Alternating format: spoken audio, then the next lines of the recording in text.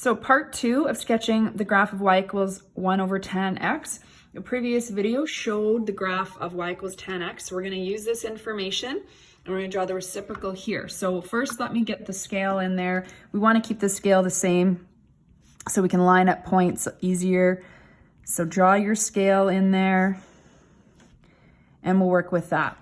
Now, the rule is that x-intercepts become asymptotes. So if you look down here, I apologize, the camera's going to move around a little bit on you. The x-intercepts are at 0, pi, 2 pi, etc.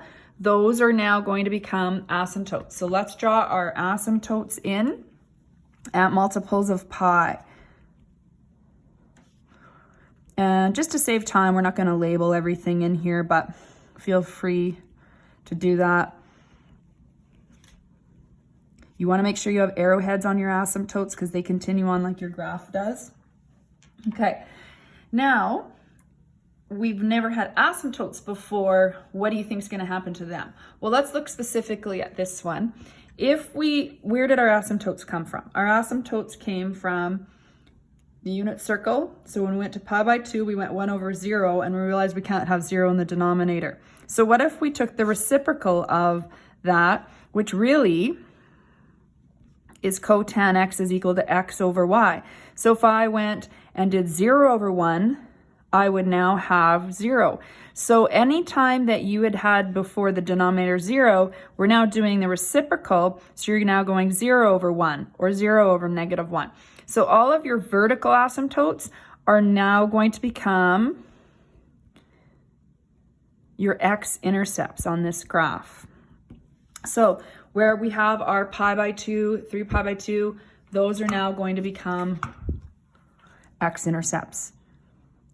So everything just switched places on us. And we'll just stick between negative 2 pi and 2 pi. Now, invariant points occur where y equals 1. So again, sorry, I got to move the camera around here a little bit. So y equals 1, that happened at pi by 4. So that's a key point.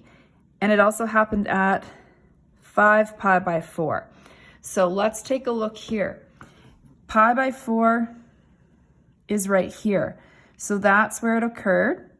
And then if this is pi, 5 pi by 4 would have been right here. So those points didn't change. And so then let's take a look now at the second invariant points with the y equals negative 1. So y equals negative 1 happened at the x value of 3 pi by 4.